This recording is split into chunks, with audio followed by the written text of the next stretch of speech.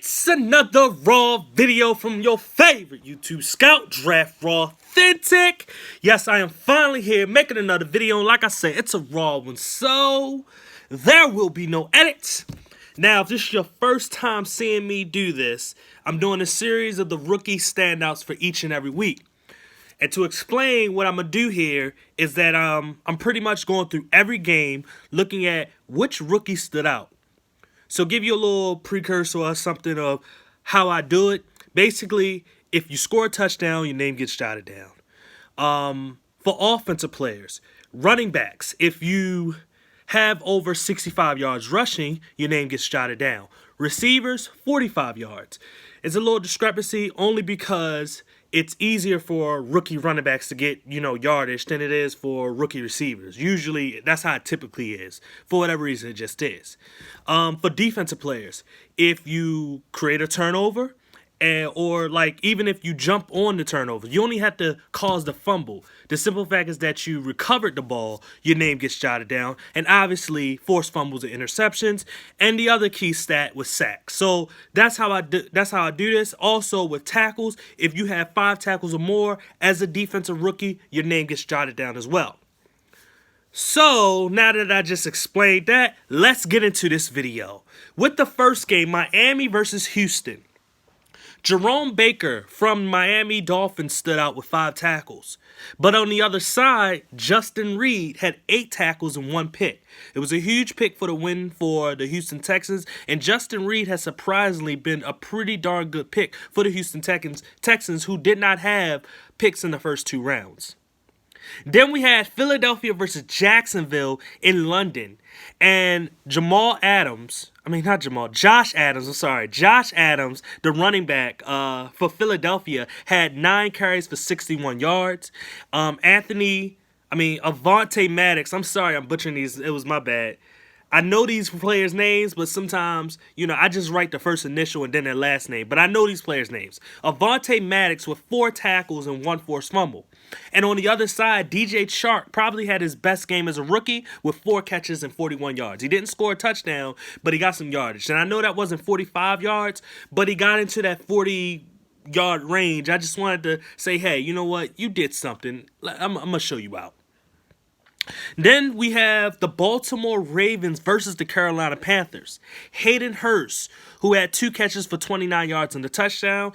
I am a fan of the Ravens, so I did see this game. He also did have a drop, so it wasn't as great of a game, and it was kind of more of a late gimme touchdown. They kind of just let him get to the end zone. And then Lamar Jackson he was 4 out of 5 for 46 yards and a touchdown. One of those incompletions was a really, really bad pass that he said that he needs to improve on. So, like I said, I saw this game, so I knew what happened. And, the stats are going to look pretty good on their favor, but there were 2 things for both of them, the drop and just the complete, just terrible throw that Lamar Jackson threw that really tells the story more, but they were rookie standouts. And then DJ Moore, who had 2 rushes for 39 yards and 5 catches for 90 yards. So he had over 100 yards from scrimmage with only 7 touches. Really good for DJ Moore to get himself going so he can prove that, hey, I am the best receiver in this draft class. But we'll see. And then Dante Jackson with 3 tackles and 1 sack. Pretty good day for Dante. He came unblocked, and he was able to take down a 6'6", 250-pound quarterback like Joe Flacco. That's impressive to me. Then in the next game, the New York Jets versus the Chicago Bears, we have Sam Darnold, who went 14 of 29. It's a little less than 50%. 153 yards, but he did throw a touchdown. And Dante Burnett, who hasn't really done anything this season, had 4 catches for 61 yards, but he didn't have a touchdown. But, he was trying to prove something out there. And then Christopher Harden had 1 catch, 16 yards, but he did have a touchdown. So that was a huge thing for him. And on the other side of the ball, Anthony Miller, who has been showing out recently, has had 3 catches, 37 yards, and a touchdown. Don't matter the yardage, as long as you get that touchdown, I'm going to put that name down. He's showing out quite a bit. Then going over to Tampa Bay versus the Cincinnati Bengals. Tampa Bay didn't have a rookie standout, but the Cincinnati Bengals had 3. One was Jesse Bates with 6 tackles and an interception. Jesse Bates right now is proven that he is the best safety in this draft. At least for this year, he's proven that he's the best safety in this draft, and he's going to be a pretty good safety down the road. I believe this is maybe his 3rd or 4th interception of the year. I think it's 4th. And each game he's had over 5 tackles. So this guy is showing out. Sam Hubbard is having a pretty solid year. I wasn't the biggest fan of him, but he's doing better than what I thought he would do. But 5 tackles and 1 sack is a good stat for him, and really, showing that, hey, maybe he's a better player than what I thought. And then Darius Phillips from Western Michigan. This is one of my favorite corners in the draft. He had 5 tackles and he had 1 pass deflection. So it was a pretty good day for him. Then going over to Seattle versus Detroit. Once again, Seattle did not have a rookie standout, but Detroit had Kerryon Johnson, who had 8 receptions, 22 yards. 8 rushes, 22 yards. And then he had 6 receptions, 69 yards. So overall, he had about almost 100 yards from scrimmage, I believe. What is that, 7? About 92. So, 91 yards from scrimmage, off of 14 touches. That's a pretty good day for him. But the surprising thing is that his rushing average was as low as it was, and his receiving was as high as it was. But I believe Seattle blew them out the water, so that could have been garbage time yardage in the receptions. Anyway, going to Denver versus Kansas City, Philip Lindsay, once again, he's proven that he's a better running back than what people would give him credit for. I actually knew who this guy was, but I just never talked about him because I just thought, he looks pretty solid. He looks okay. Didn't think that he was as good as he is. And he had 18 carries for 95 yards and a touchdown. Then we have also Cortland Sutton with 3 catches, 78 yards. Didn't have a touchdown, but 78 yards is huge. And Bradley Chubb with 4 tackles and a half a sack.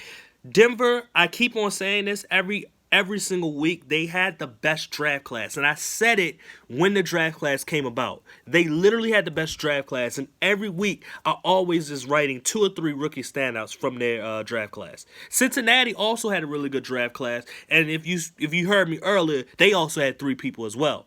A lot of the teams that I felt as though had the best draft classes, rookies are actually showing out.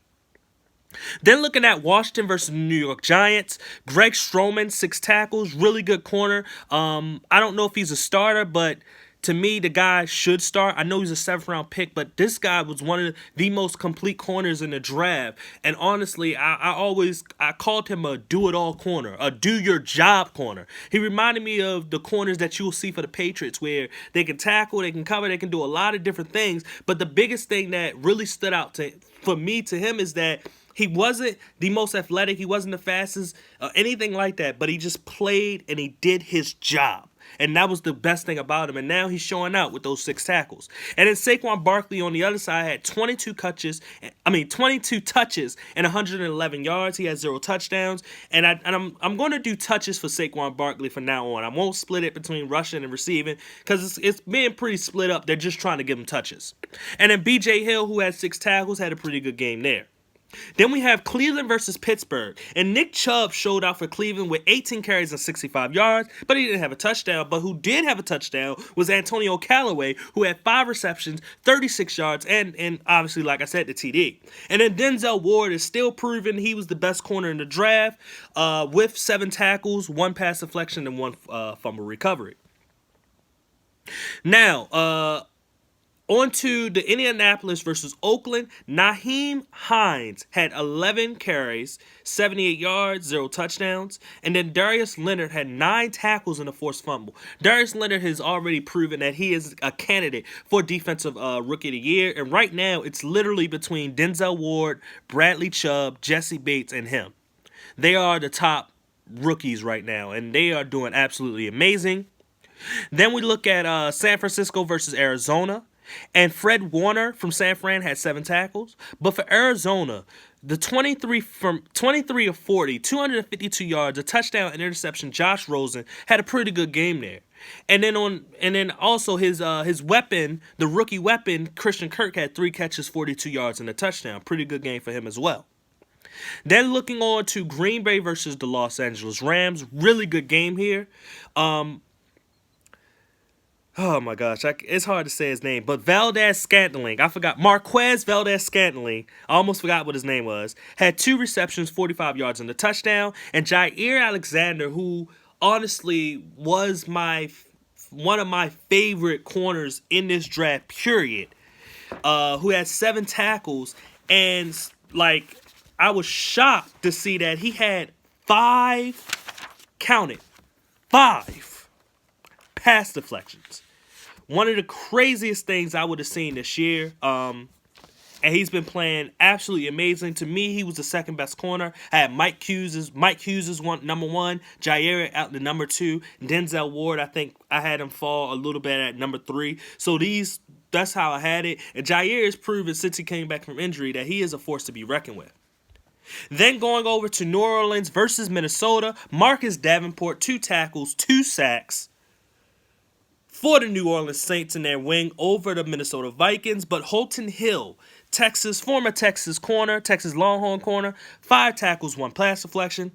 And then lastly, the last game of the week, New England versus Buffalo. New England didn't have a standout, but Buffalo definitely had a standout in Tremaine Edmonds, who had 8 tackles and 1 pass deflection. 1 pass deflection. So as of right there, that is your rookie standouts for the week 8. I will see y'all pretty much next week. If I missed a rookie in this little video that I did, please comment. And now I'll make it up in the next video. But if you like this video, you want to see more Draft Raw Clinic, please subscribe. Please hit that like button.